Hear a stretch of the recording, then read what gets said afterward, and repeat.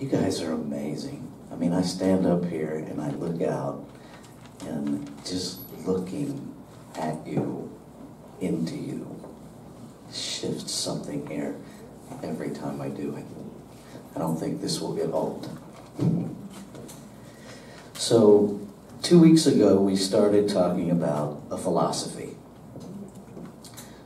and the origins of our faith tradition, the wisdom and the love of wisdom. And Parmenides taught us that what isn't, it will never be proved that what is not is. We talk a lot about what is not as if it is, but it never will be. Because the only thing that is real is what is. And that is divinity itself. And then we talked about faith, the belief in things not seen but hoped for. And the truth of philosophy is unseen. And we looked at the root word of hope, not as wishful thinking, but as a joyful, confident expectation, which is very different than wishful thinking. And this whole thing of a philosophy of faith, a way of life, is actually a philosophical proof called a mean analogy. And the simplest way to understand that is that it is parts that connect the whole as one. Okay? So if you imagine our grandparents are to our parents as our parents are to us. So the parents are that place that reach back to the previous generation and forward to the next generation, connecting everything as a whole. So what faith does is it reaches back to philosophy and brings it forward into creation, connecting everything as one.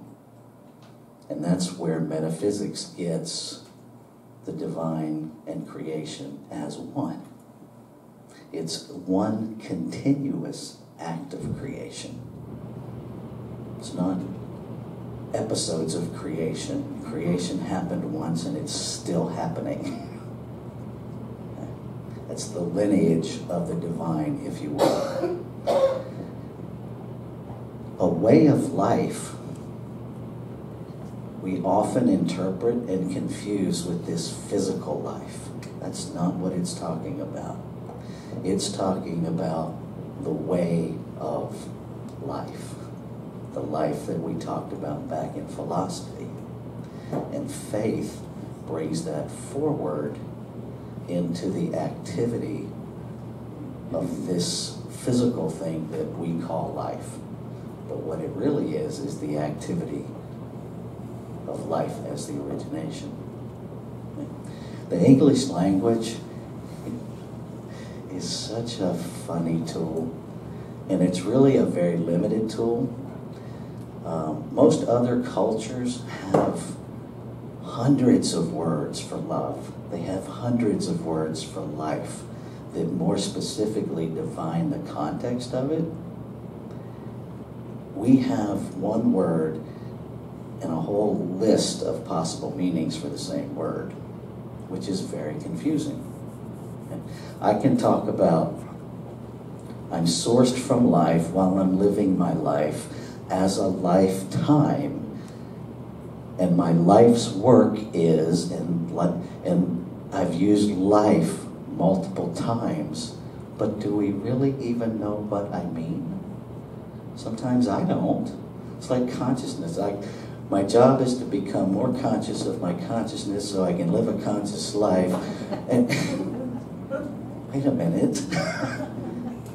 And it's all interchanged. And if you're talking about consciousness from a philosophical perspective, it means something totally different than if you're talking to a psychologist who wants you to be more conscious of your consciousness, of your ego versus your superego versus your id, all of which are levels of consciousness. And it's like, wait a minute. And we do the same thing with life. And I catch myself doing it. I live in the real world. Do I? Do I really? Because most of my experiences when I invoke that phrase, well, I'm living in the real world. That's a clue to me that no, I'm not. I'm attaching to this physical world, which is so unreal. It is form, but it ain't real. Because real doesn't change. And my experience is that everything that I have experienced in this physical world changes a lot. So is it really real? Not so much. It's transitory. It's temporary. That's not real. That's illusion in form. You know, is this body really who I am? God, I hope not.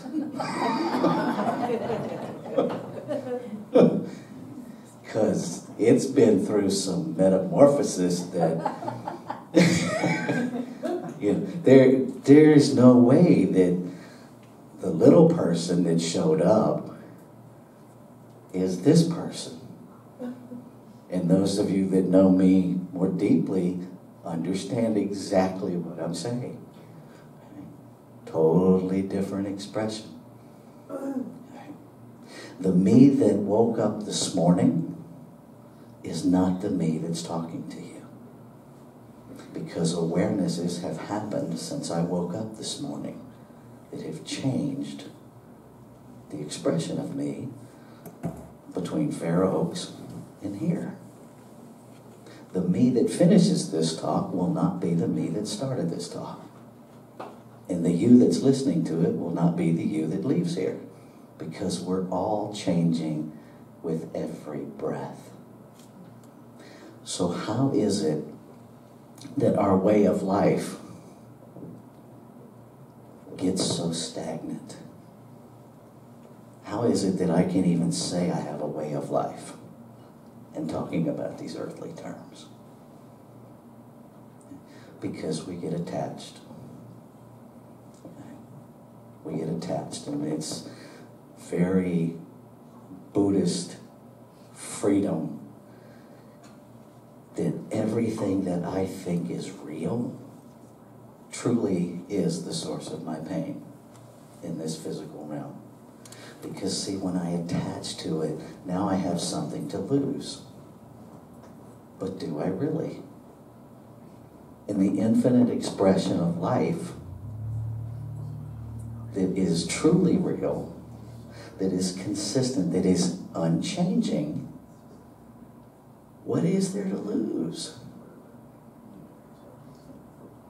And I have to ask myself that. What am I afraid of losing? And what I'm afraid of losing is the perception that I have built about my illusion. How I have defined Rafe Ellis. As a male, as white, as an activist, as married, as a father, as the human to two pets, as the owner of a truck. See, we start defining ourselves by exterior standards. You know, I define myself by my education. And oftentimes we define ourselves by our job title, which is oftentimes defined by our education, which is oftentimes defined by our bank account, which is oftentimes defined by the family we were born into, or the amount of work we were willing to do to establish the bank account, to move it forward into education, to move it forward into a job. And where am I in the mix? My experience is I have deeply lost myself in that mix. I have identified with all of this exterior stuff, and I no longer know who I am.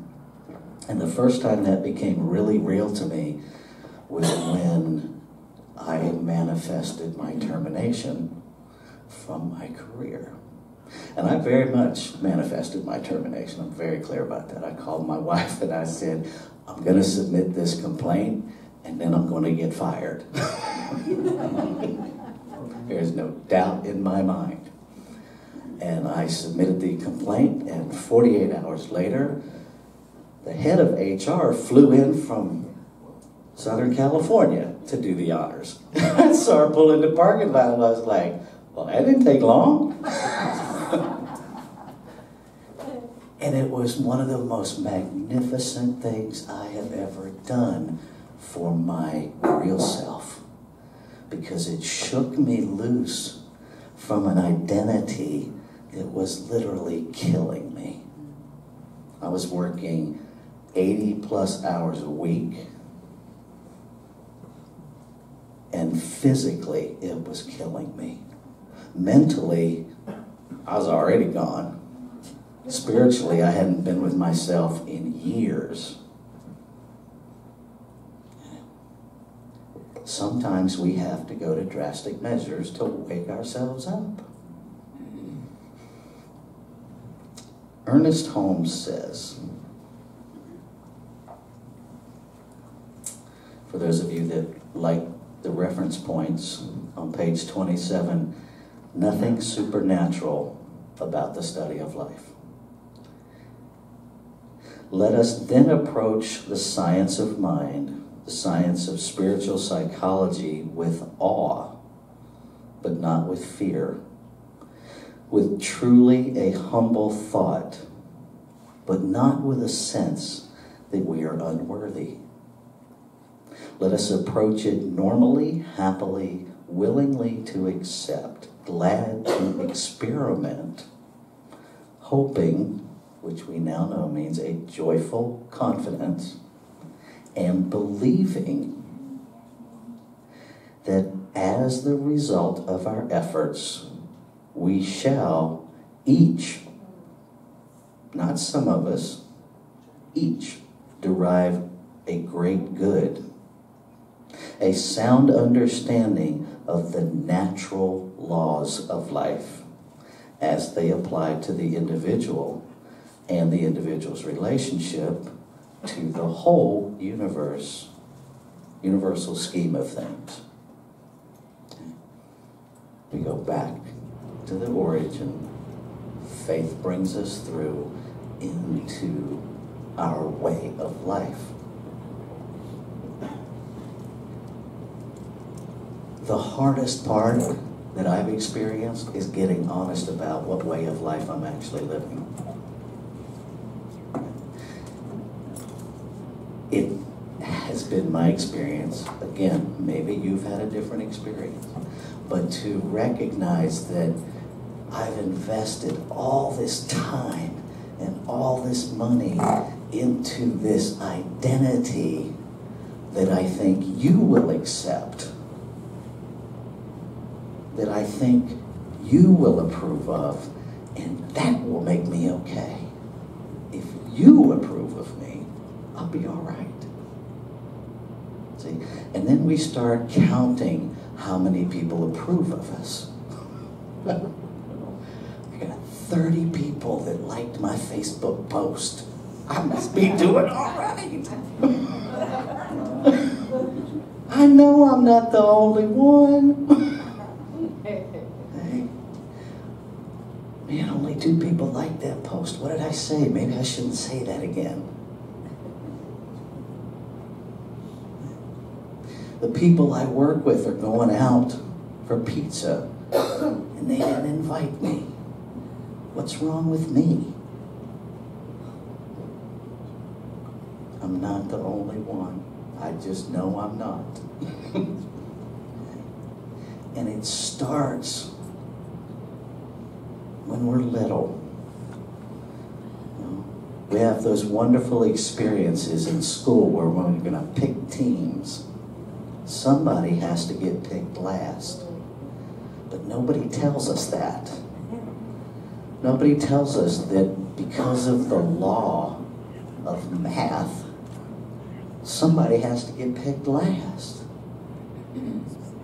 See, if we had a different frame to start with, it might not be so painful when we're standing there watching. You know, you start off with this whole group of people.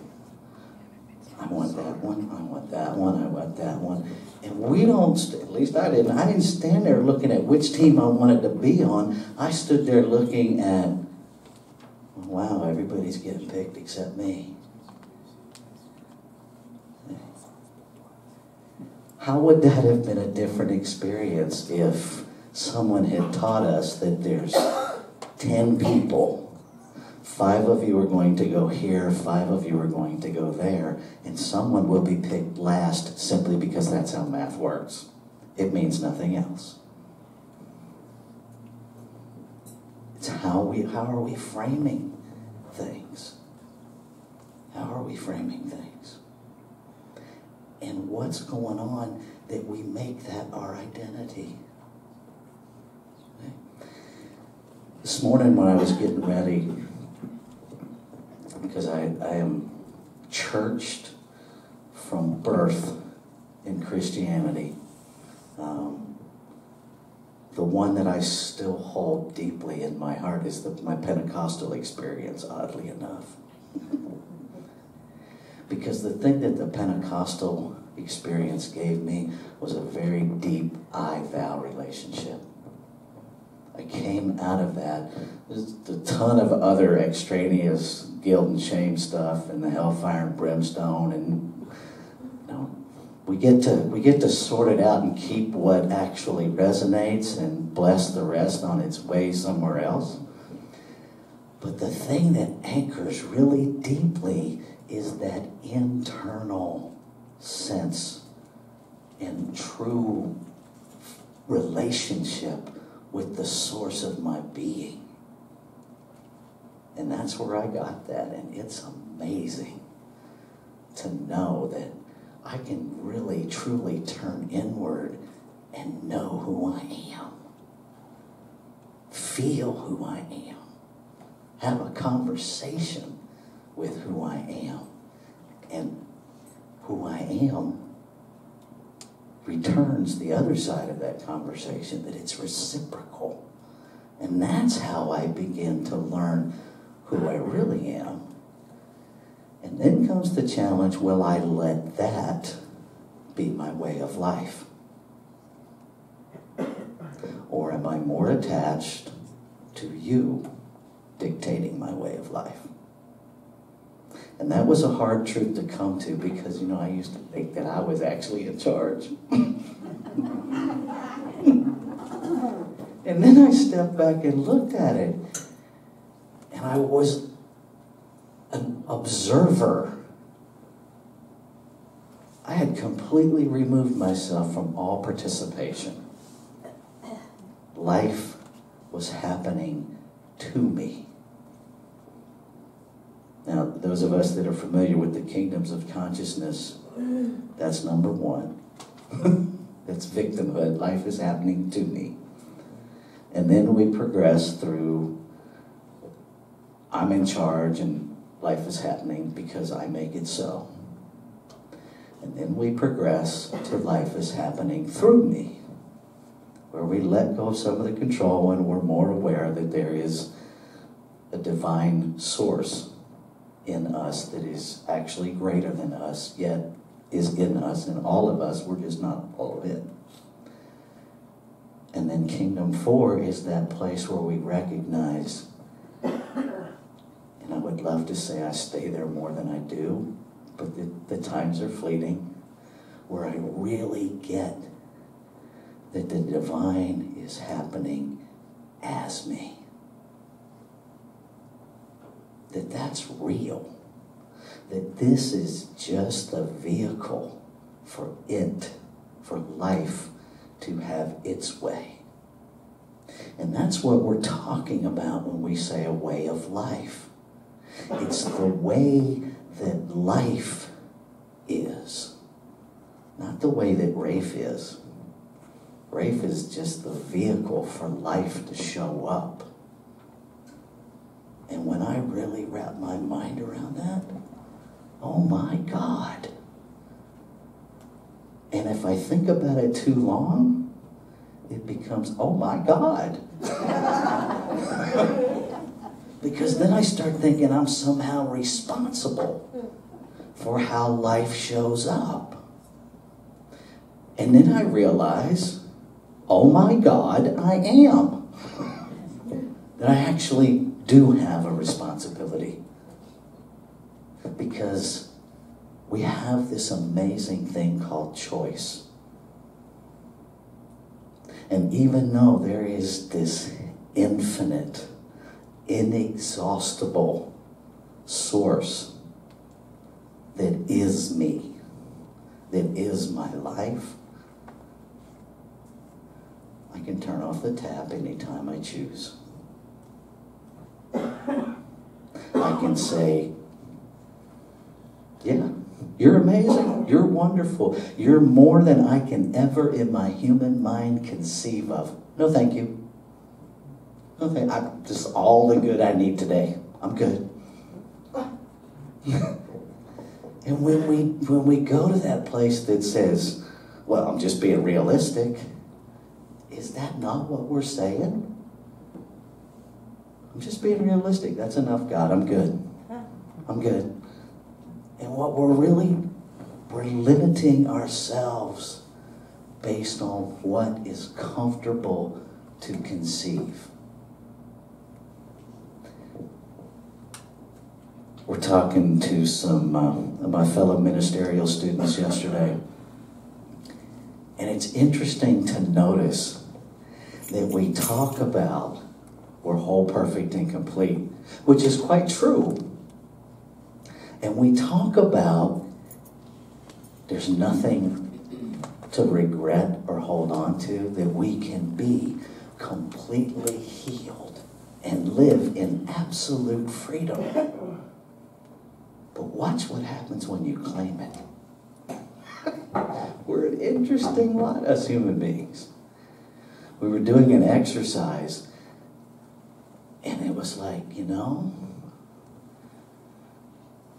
there's nothing there. There's no old wound left. There's no charge left. And that was followed by some snarky comments about level of honesty. Which I just went, well, isn't that interesting? We're spiritually whole, just don't say it.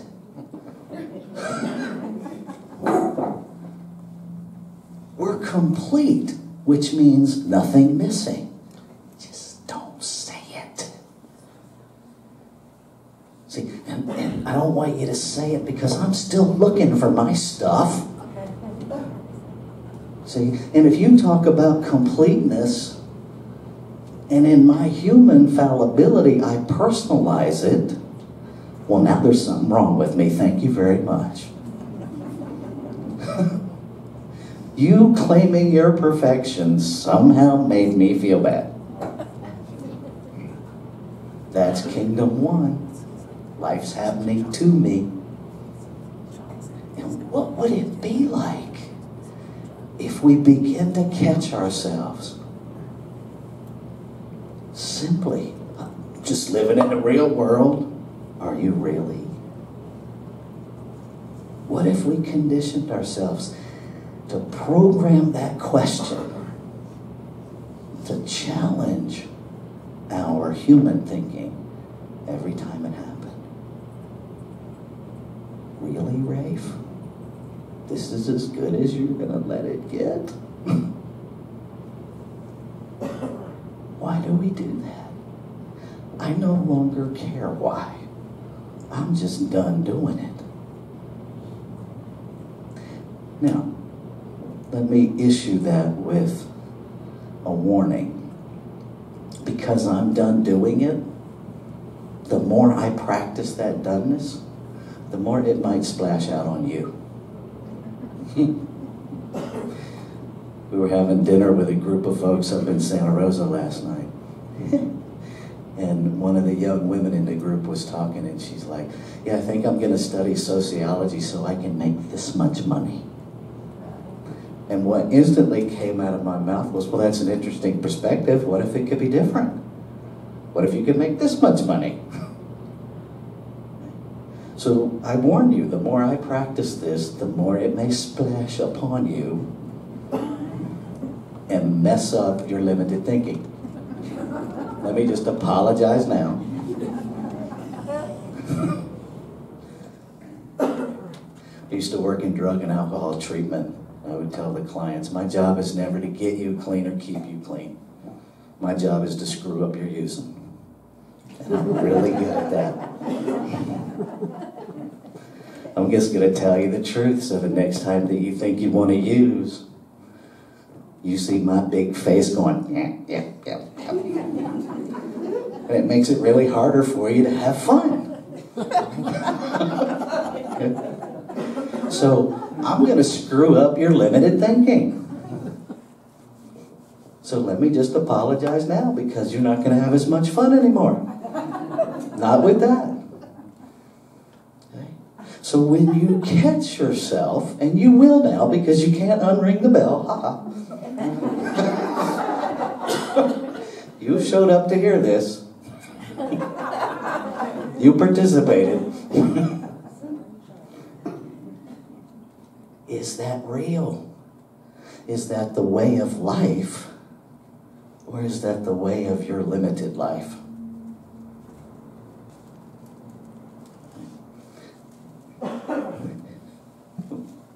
We've totally vilified the word diet. Yeah, see? It was like, oh, God, no, he did not say that. Yes, he did. Yeah, he did.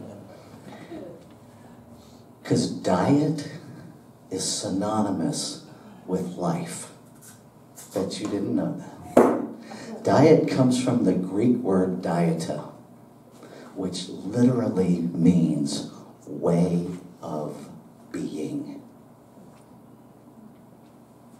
How would we live our lives differently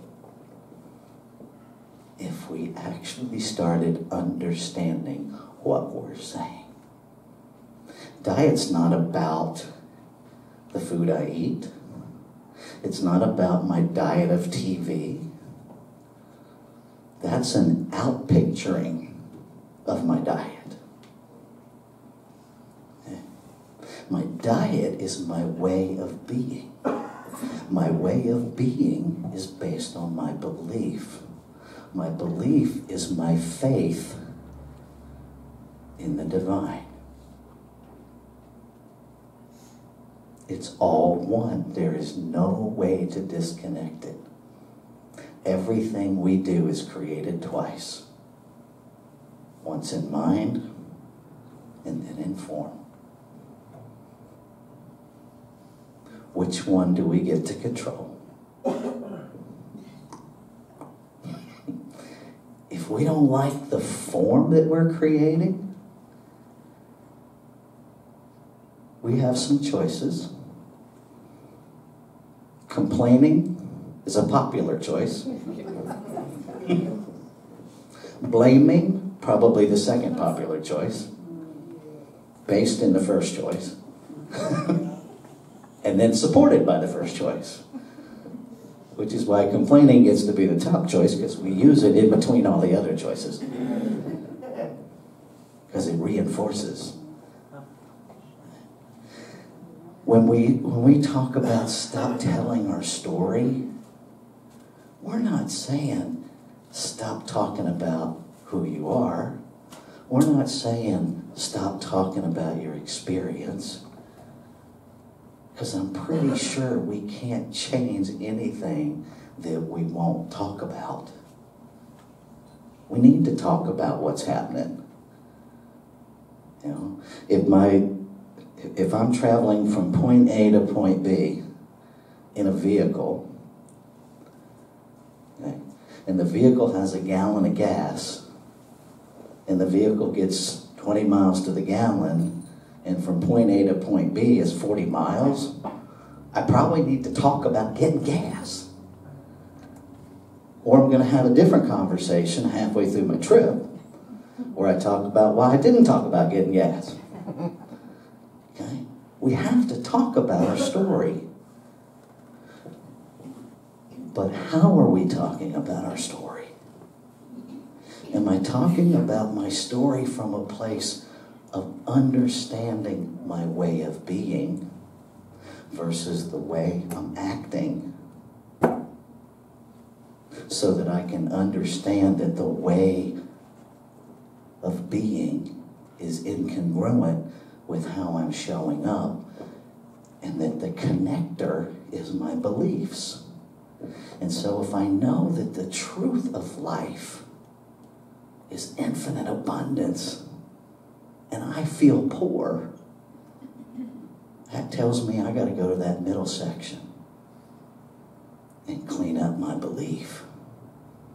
And before I can change my belief, I kind of got to know what it is. Okay? I can't change my pants until I know what pants are. Right? But we like doing a spiritual bypass. We do.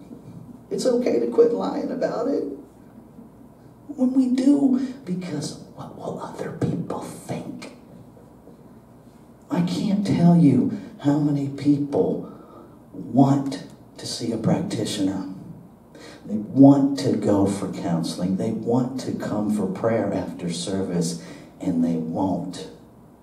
Because somehow in our history, in our evolution, we've created this unspoken message that we're not supposed to have issues. And so if I come for prayer, everybody will see I got issues. Okay. So while we're telling the truth, again, I apologize. When I don't want to do something because of what you think, it ain't got nothing to do with you. You are the projector screen. I already think that about both of us, and I'm blaming you. That's the truth.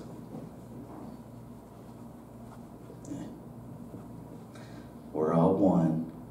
So when you're thinking something about what somebody else thinks about you, it's because you already think that about you and them too. I don't have a market on it. How would we do it differently if we began to take ownership of that? To where when in our conversations we're like, you know, I know they said that, but they really think fill in the blank. If we stop ourselves and go, that's what I believe. That's not about them. Even if they do think it, so do you. In order for me to know what you think, I have to think it. I have to have a frame of reference. For us to agree on blue, we all have to have an agreement that blue is a color. Okay. So if I want to get all up in your business about what you think, it's just a distraction and a deflection from what I think. And see, it's a whole lot easier to imagine, and this is total fantasy land, folks. If you'll change the way you think, it'll change the way I think, and we'll all be just fine. See? It's that place where if you would just get your life together, I'll be okay. Really? Anybody ever try that? And what happens? Here's a scenario. Maybe you've been there. And that person actually does change. And I still think it. I got to go find somebody else that still thinks it. Because you changing has created a void in my plan. So now I have to replace you. Okay. In nice, conscious relationships terms, we call that outgrowing one another. We just grew apart. I grew beyond them. I no longer resonated with them. How can we not resonate with the divine that we are? See, that's a clue. If there's only one and we're it, can I stop resonating with myself? No. But I can stop matching up the picture that I've created that helps me avoid myself. Ancient philosophy never had the word consciousness. Did you know that? Word didn't exist until psychology. Ancient philosophy used the word self. Because that's what we're talking about, is our infinite self. Not our human self, not our identity, but our self, which is the life that we're really living. And so if we equate way of being, infinite being, is our life, and that is our self, that those terms are synonymous. Okay? Being, life, self. How would our lives be different if we showed up that way? Okay. So I need 2 volunteers.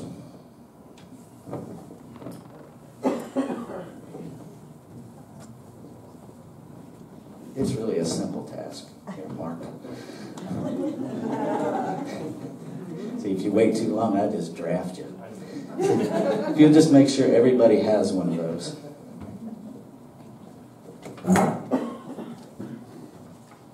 We're going to take a quick inward journey to that I-thou place.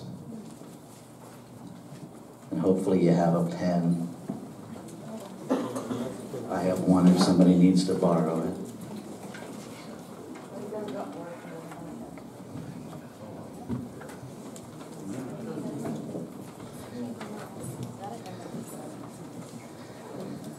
If you have an extra one, share it. If you're a klepto, give it back.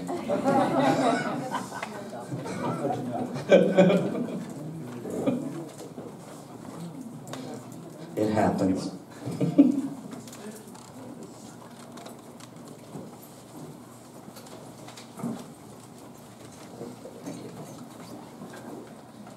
So I invite you to just close your eyes if you're comfortable with that.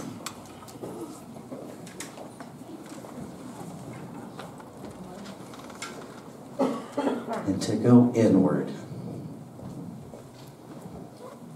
Inward into that place of your origination. Into that place where you were birthed.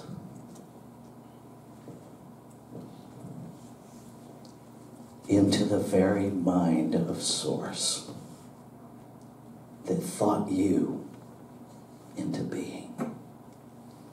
Your unique expression of it.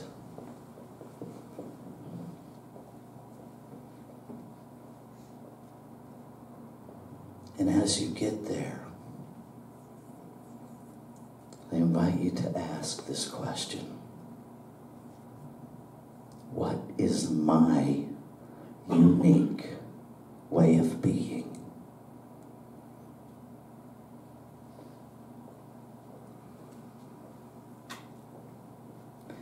And the first thing that comes to you, just write it down on the card.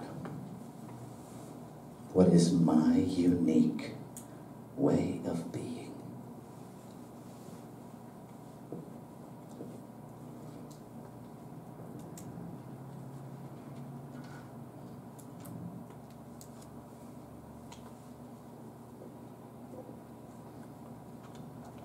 And when you're complete, just open your eyes so I know you're done.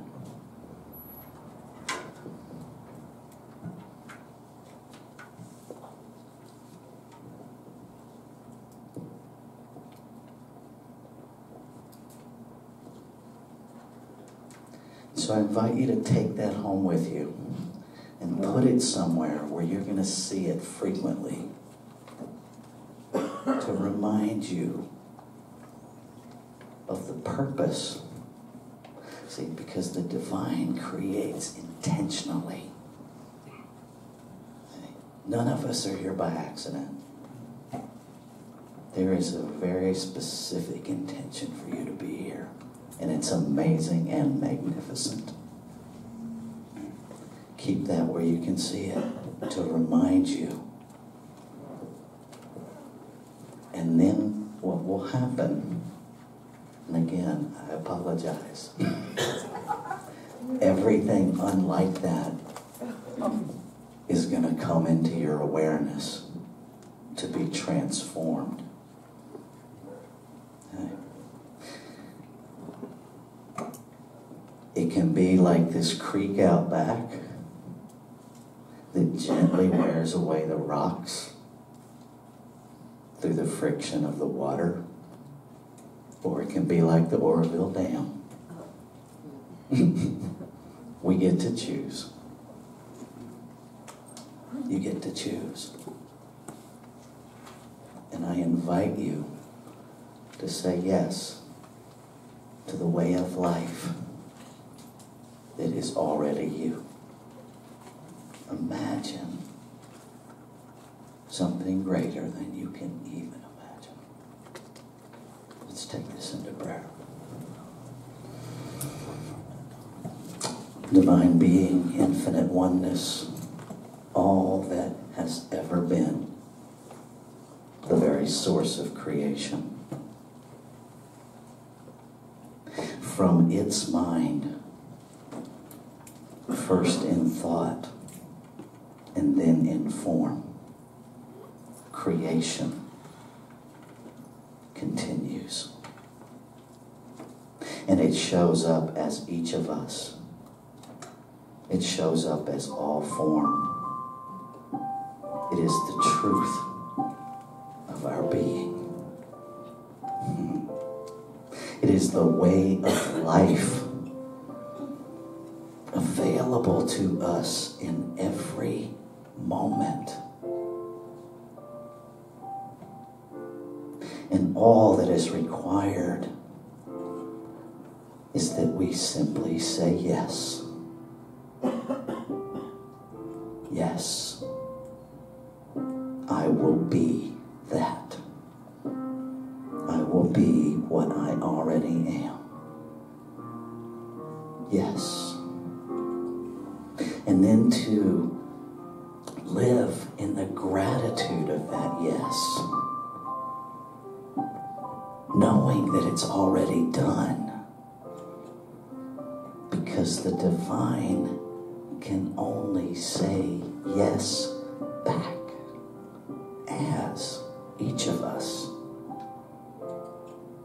And so if we surrender to that infinite yes and stop fighting through all of the appearances of this earth journey, then we stand in that gratitude that says yes. Yes. As it shows up, we get a deeper yes. Because it validates the truth of what we already knew. And the excitement builds, and the magnificence builds, and we experience a greater expression of who we've always been. Our way of life, well lived in each moment. Grateful for this truth. Grateful to know it, to be it, and to step more fully into it as my life of the divine That's me. Grateful to be a part of this amazing community that is doing exactly the same thing as individuals, as a community, as a center. Holy moly, the magnificence that we are. And so in this gratitude, I just release. I let go what has always been and get out of the way to truly be that magnificence. And I invite you, if any of this prayer has resonated with you, that you join me as we anchor it together by saying, and so it is.